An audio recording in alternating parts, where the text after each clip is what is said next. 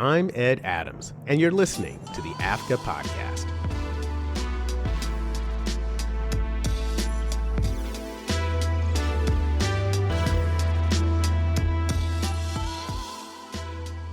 Hey everybody, and welcome to another episode of the AFCA Podcast. And on today's show, we learn about film scoring with the one and only Kathryn Bostic.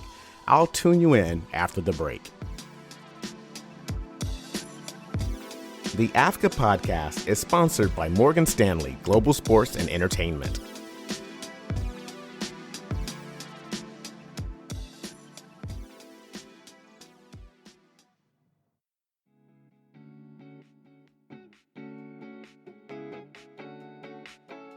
Music.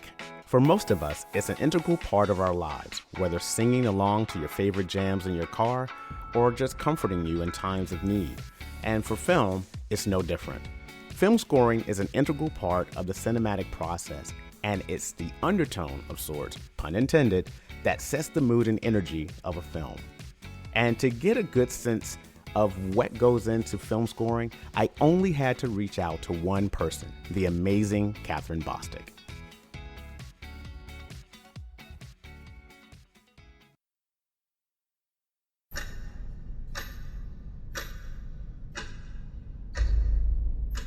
How do you keep doing it? I do my job. These next 24 hours are crucial. Anthony's defense attorney has already asked for a reprieve from the governor's office. You want to play this good guys and bad guys. And I'm one of the bad guys. Gotta give these men respect. All the way through.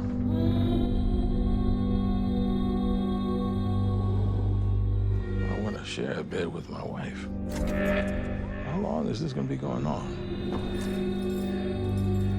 All we want is to be seen and to be heard. Then it's not over.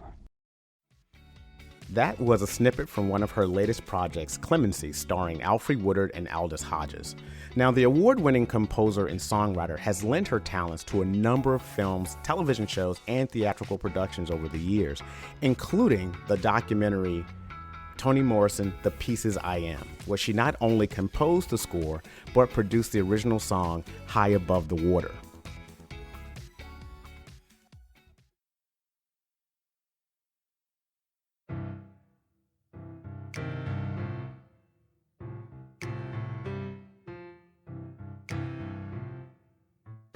When the crimson moon low rides the night, there's a shine on the water where secrets burn bright. Walk to the edge and dance with me. Walk to the edge and set yourself free. Above the water, high above the water. I spoke with Kathryn recently via Skype to understand her process, her inspirations, and her recent projects. So, Kathryn, thank you so much for being a part of the AFCA Podcast. Well, thank you for inviting me. I'm really happy to be here. Very excited. Now, in full disclosure, we actually met at a Netflix event a couple of weeks ago where our president, CEO, Gil Robertson introduced me to you. And we had a really good conversation about music in general. But and I wanted to take this time to, before we dive into your latest projects, I wanted to kind of give a sense of who you are. And where you come from. So my first question, before we get too serious, is can you tell me, like, what was the first album or record you ever bought? Oh, wow. You're taking me back into the vault. Serious. You tell me yours, I'll tell you mine. Back in the day. Well, I have to say that I relied a lot on my older brother because he was always bringing in extraordinary albums and such a range. He would bring in everything from the latest Earth, Wind and Fire, Milton Nascimento, Lee Morgan, Diodato, Weather Report, and, you know, and James Brown, James Taylor. So I grew up listening to everything. And then my mother was an incredible pianist and composer herself. So she would just sit for hours. She taught piano, but she was really, besides teaching piano and that filling up our household, she herself was a very high level concert pianist. So she would practice for hours, you know, everybody from Chopin, Hindemith, George Walker, Ulysses Kay, all these incredible African American composers that still deserve more recognition than they have. William Grant Still, Rachmaninoff, all these, you know, in other words, she exposed me very early to a wide range of classical composers as well as jazz, because sometimes she would play for casuals, for parties. So she would get her Ellington chops going, and I would just sit there in this musical environment, and I was like a sponge. And I feel very fortunate to have had that kind of household.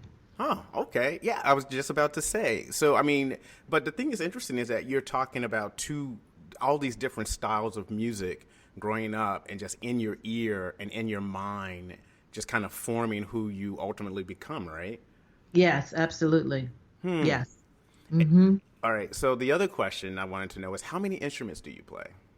I play piano and I sing. And for about a half a second, I studied violin, except I'm left-handed. Oh, really? Is it really discouraging? Yeah, because when you're sitting with the orchestra, you know, you'll poke somebody in the eye. Everybody's bowing the other way. You're sitting there with your bow going in the opposite direction. So that was short-lived. I see. Okay. I play a little bit of guitar, but nothing to write home about. Mainly piano and voice. So if there was another instrument that you could play, what would it be? Oh, wow. Wow, that's no one's ever asked me that. I mean, I like so many instruments, but I would like to play the guitar more efficiently than I do. So I would say guitar. Which type of guitar? Like acoustic or electric? Well, you know, I think once you get down the basics, you can translate them to the different. So I'd start with the acoustic just because it's easier and easier to carry around. It's lighter. Mm-hmm.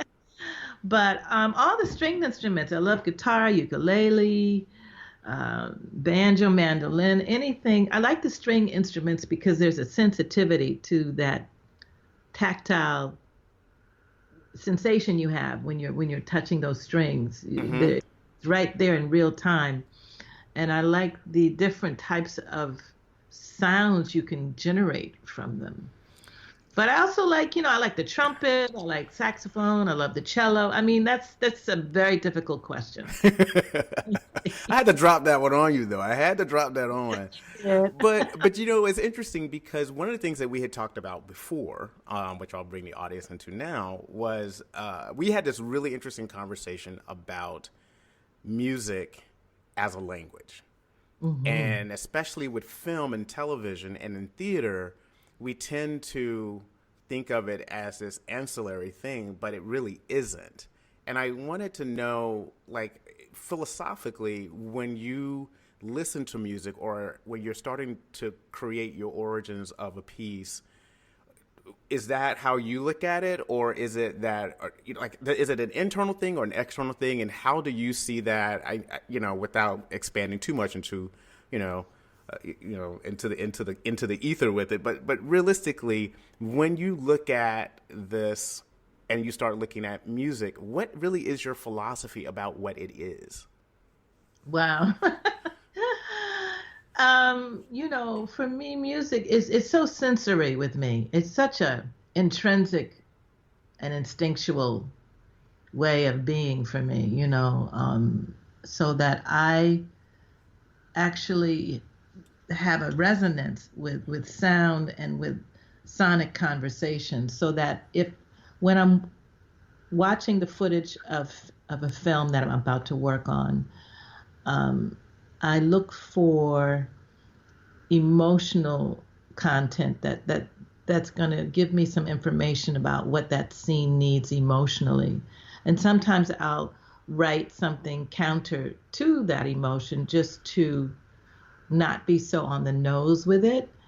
But for me, it's a very intuitive process, you know, and each project is different. For instance, with film, you know, often the directors will have used music. We call that a temporary music, temp score. They'll use something so they can edit the film and also create an idea of the tone that they're looking for. So that is often a point of reference that I might have. Now with Clemency, that I worked on with Chinonye,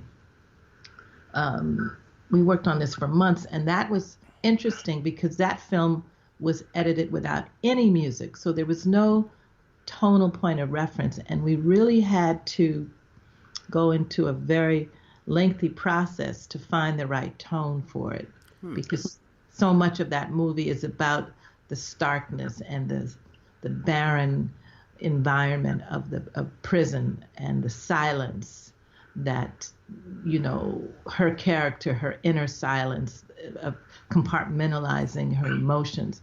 So each project is different, and I just try to be very present and very, you know, very open to, it's like, you know, it's hard to explain. It's really hard to find the right words to explain my process or how I go about defining music, because it's like so natural for me. Yeah. Well, I can totally understand that. So Yeah. since you brought up Clemency, and by the way, amazing score. Thank you. It really is good. But I want to just bring that up for a part of, so we can start as a point of reference. Your score starts right at the end of an execution. It kind of picks up. You got to be careful with the spoiler alert. Oh yeah, I will. I mean, there's a scene, and this film does talk about basically it's death row and prison executions, and so there are metronomic tones and beats that are associated with that, and your score literally picks up after one of those incidents. And I thought it was interesting that sound, that one pitch, kind of started in one thing and evolved into something else. And I wanted to know about when you think about it. Well, the way I processed it was there are just kind of these natural sounds that this particular type of industry creates, and I felt like you were interpreting those, not just those sounds, but the emotions around those things throughout your score. Is that a fair assessment of what was happening, or could you elaborate on it a little bit more? Sure. Yeah, I was very sensitive to, as I said, that stark environment of the prison system and the prison environment for these death row inmates, and, you know, the sort of metallic and ambient qualities of hearing the prison doors, you know, the gates to their cells close and open, and the routine of everything, the routine of their day-to-day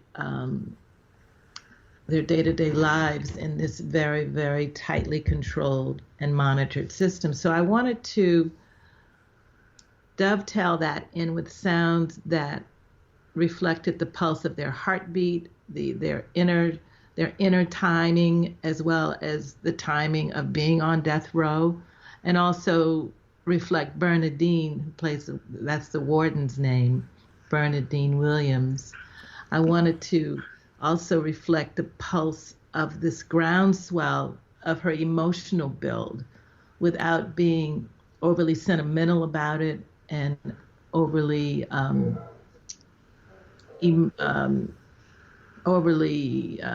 theatrical about it with the sounds that I chose.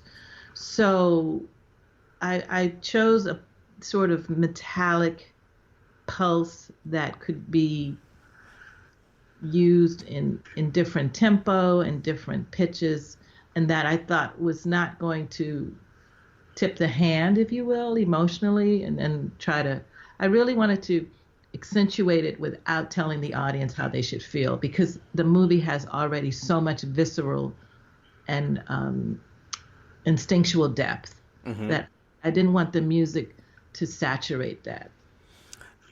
One of the things that I really enjoyed, and I kind of went back and forth before our conversation today, was this conversation about string instruments and how they're perceived emotionally. And so, like, in the very first scene, like, there is this string instrument, and there's obviously tension that you can hear audibly.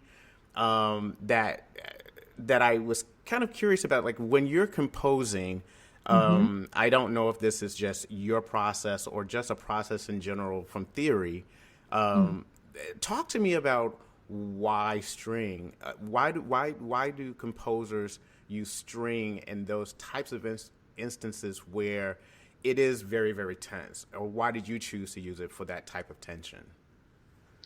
Well, I mean, I actually use more sort of industrial sampled sounds than a straight string sounds. But I can only say that there's so much variety you can do with stringed instruments. You can bend the note. You can play it in a wide range of pitches. You can detune the strings. You can play it like a percussion sound. You can play it rhythmically. You can play the actual body of the string, the wood part, for instance. So there's a lot of different things you can do, and also technology is so extraordinary that you can take a traditional sound of any instrument and process it through a variety of choices and make it sound completely different. As you know, like, people do that all the time with vocals. So I think it's just a matter of giving yourself a palette of sounds, whether it's string, it could be piano, it could be the voice, it could be percussion. And then in this particular instance, since it's not a non-traditional score, you know, I had a lot of leeway to try different textures. And now with more traditional scores, you know, the strings are very evocative, emotional quality to them. They have a very, very strong ability to harness an emotional response. And it's like with anything, you know, it's really about the crafting of it. It's not even so much about the instruments you choose. It's like seasoning, you know. You go to a good restaurant and there's too much salt, you're like, oh my God, where are the flavors? You know, get me out of here. You can tell I'm a foodie. Yeah, it's like, this is a little too white bread for me. Yep, yeah, I got it.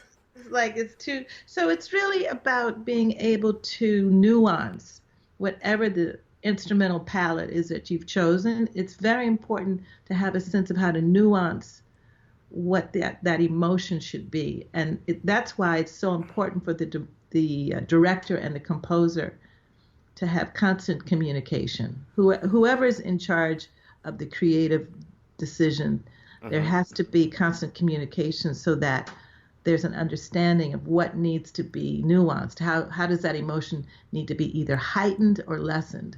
And how can music serve that?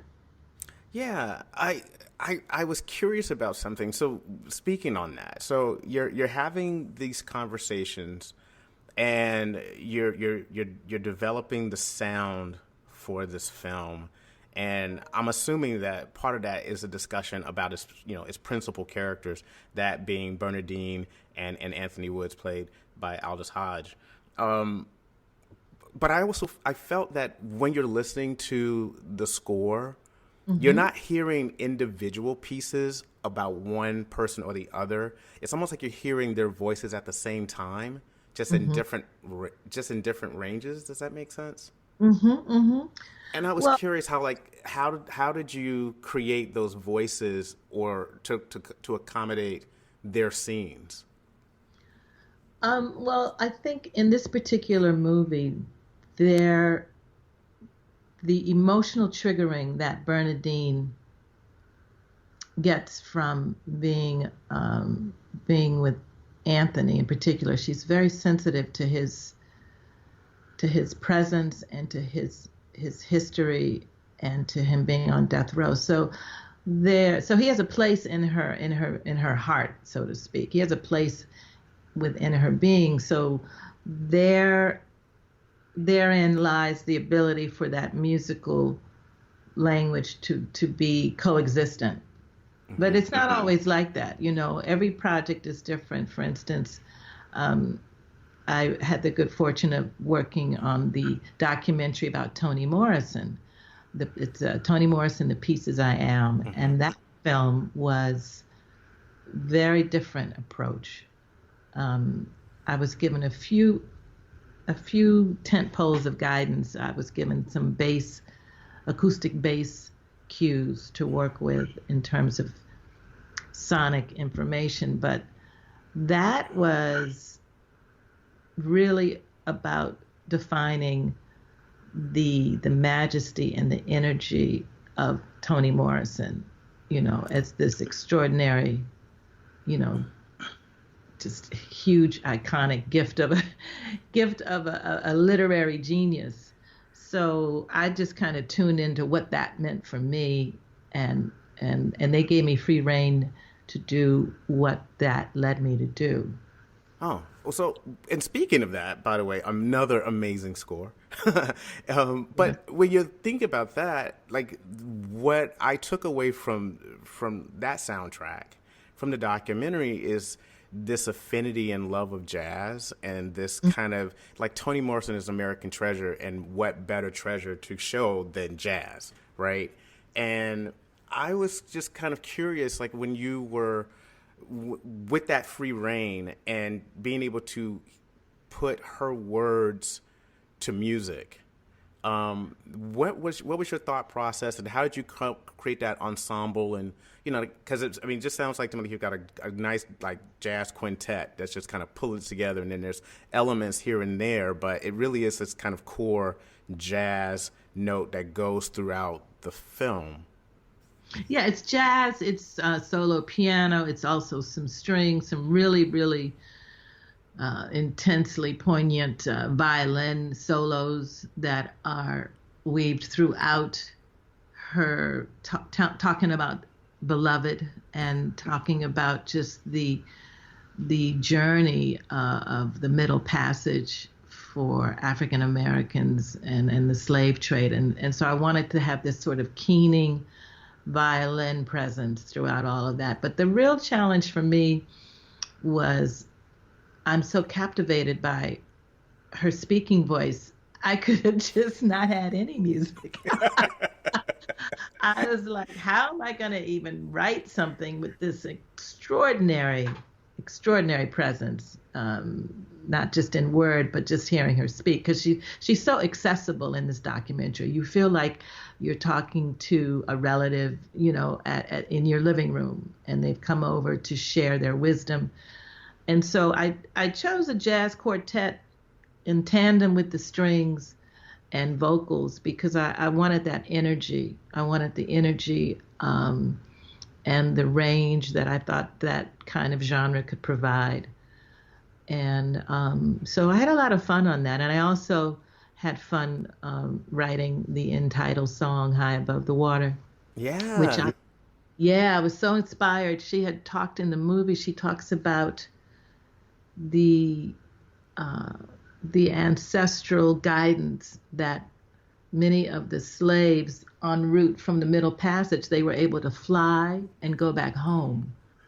And that, I was so struck by the way she talks about it. I don't want to paraphrase it. I want people to see this movie because she talks about that particular gift that we have to tune in as African Americans, to tune into our ancestral history, knowing that we have these extraordinary beings who continue to guide us and protect us and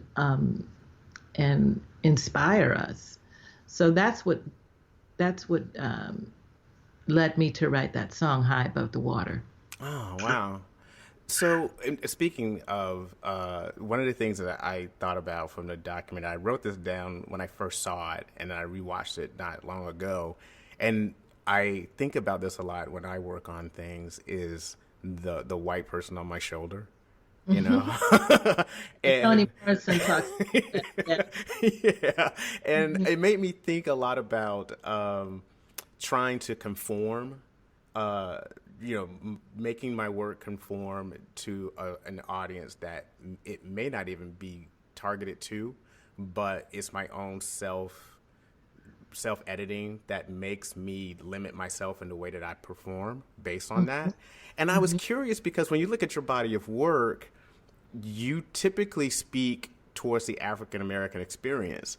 And so I was wondering, do you ever worry about this little white man on your shoulder? I really do not. I do not have that as an event in my life because, first of all, the music it's so big. It's bigger than race. It's bigger than color. It's it's this vast, extraordinary frequency of sound. And I'm fortunate and blessed that I have access to it.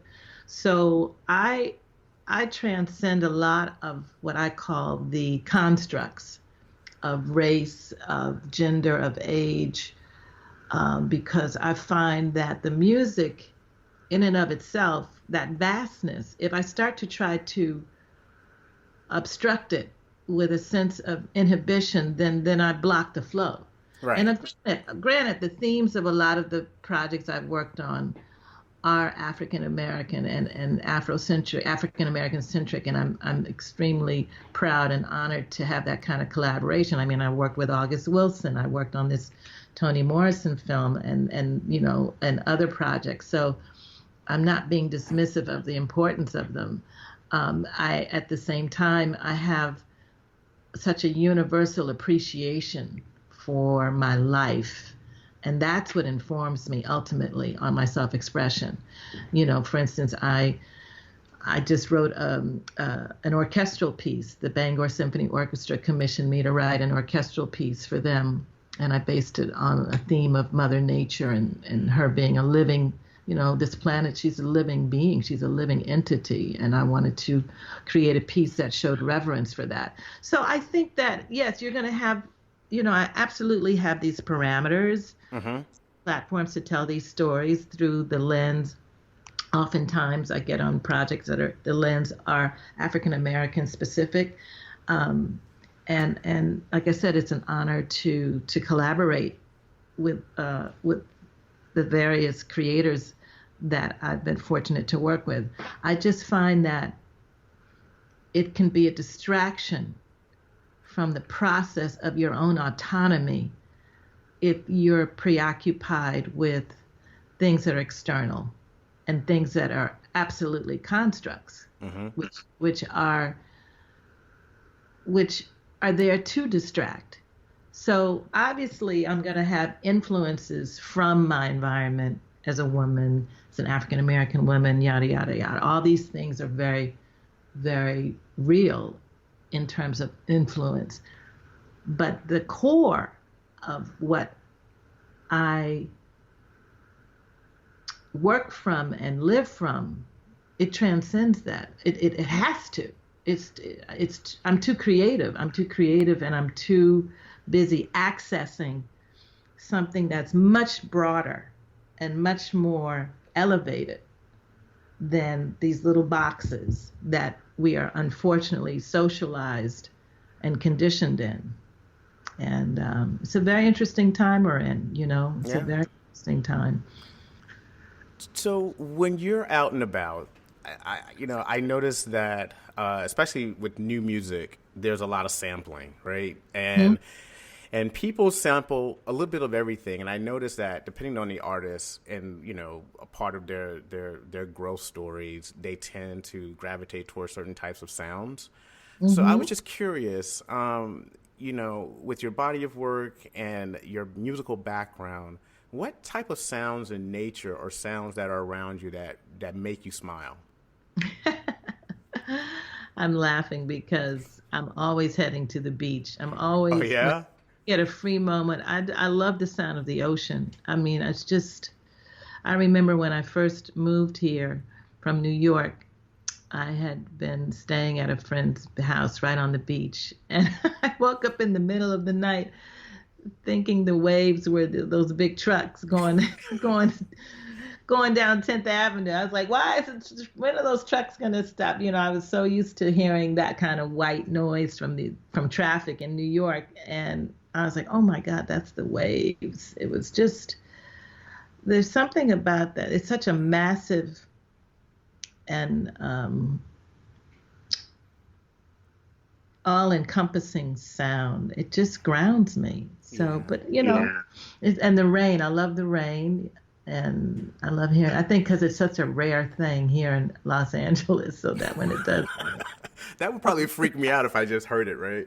But you know, right. For me, I sleep to whale songs. Really? Yeah, I used to sleep to waves. Oddly enough. Cool. But I it's kind of weird because I use those sound devices to sleep when I can't sleep. And waves were my thing for a long time, and then they didn't work. And I knew I wanted water, and rivers don't sound right. They don't sound right. Like, as a man in the middle of the night, that's not the right sound you want. So, but whale songs, oddly enough, is very calming.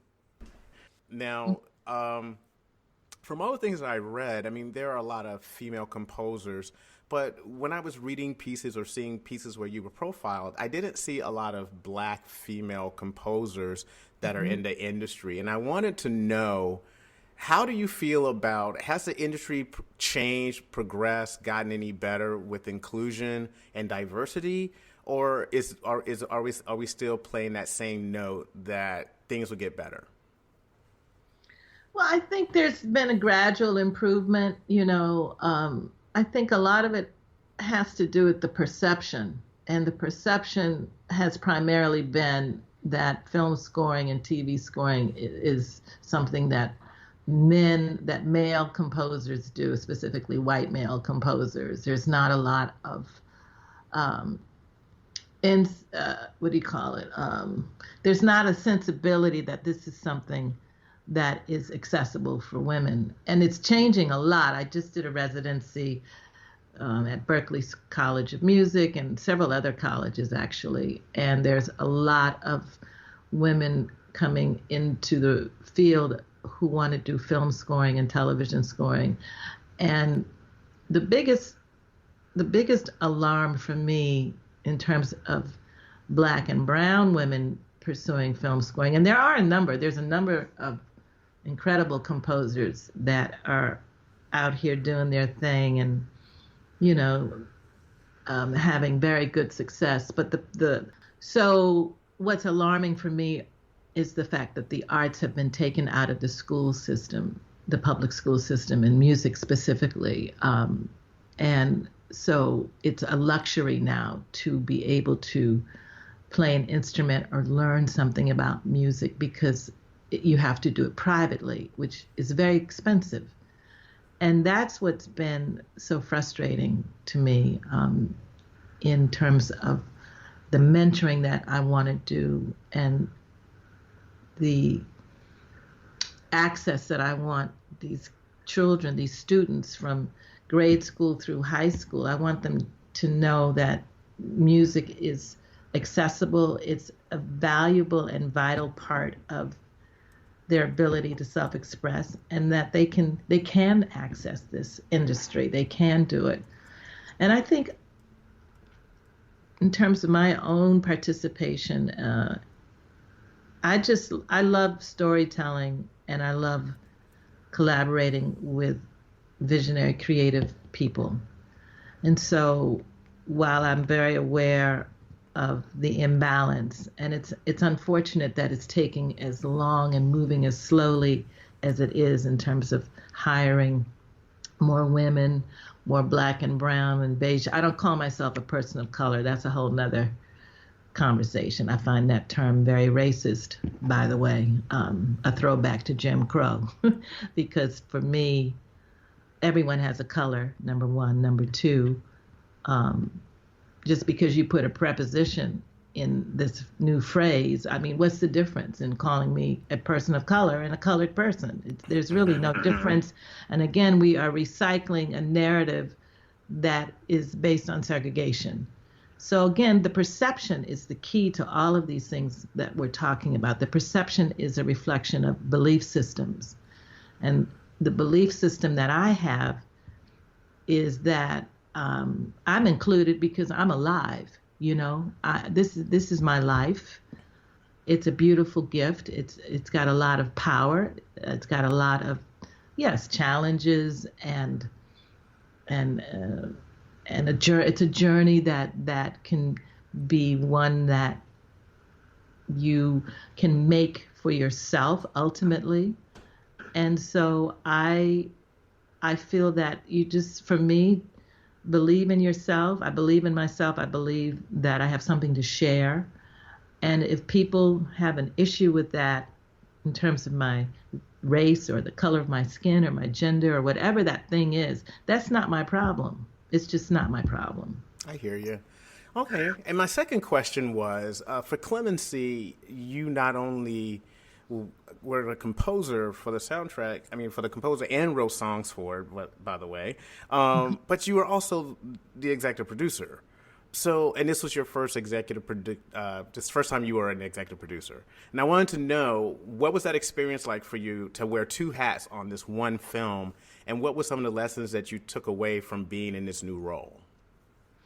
Well, you know, it's interesting because it all happened in a very organic way. I had been speaking with a friend of mine who works for a production company, Ace Production Company, and he asked if I was working on anything that I felt strongly about, because they were interested in financing some new projects. And I mentioned to him that, yes, I think this film Clemency is something that is worthy of your inquiry and checking it out, and they did, and the rest is history. So it sort of came about in a very natural way. It wasn't like I set out to be the executive or co-executive producer.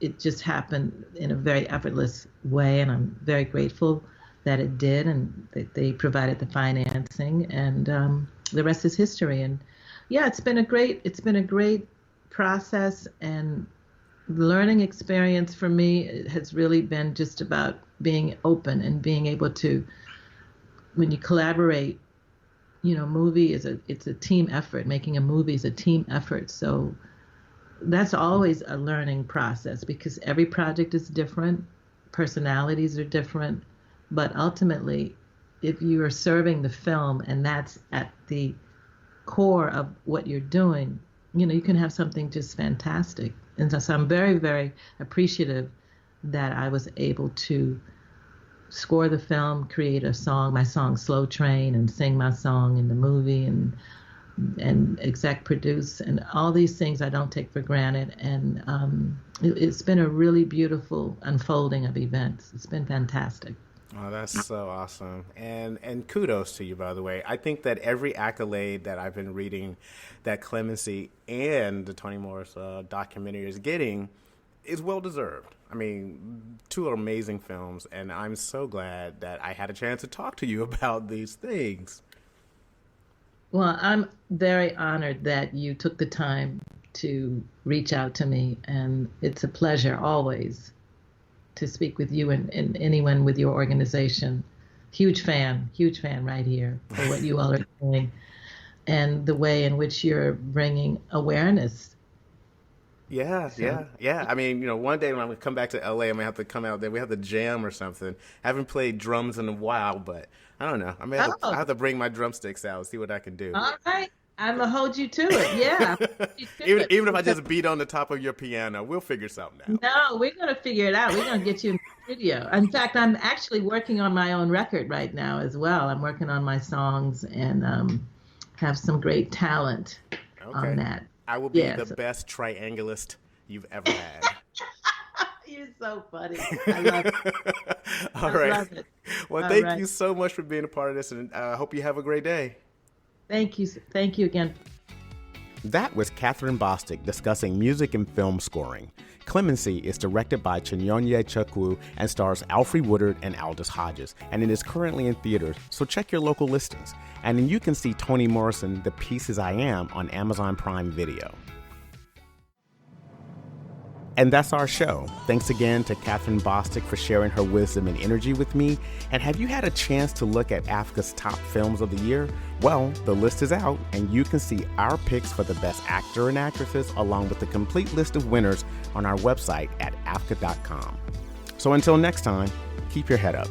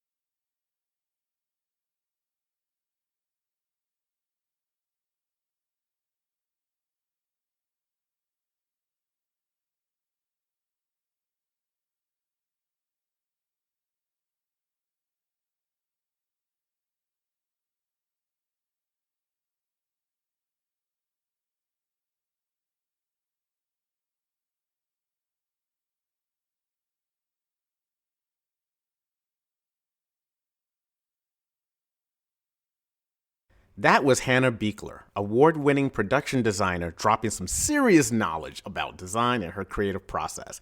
Now, if you want to know more about Hannah, check out her website.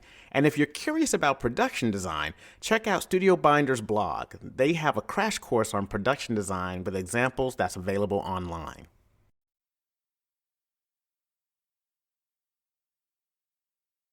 And that's our show. Thanks again to Hannah Beekler for sharing her wisdom with us today. Now, her latest project, Dark Water, stars Mark Ruffalo and Anne Hathaway and is currently in theaters.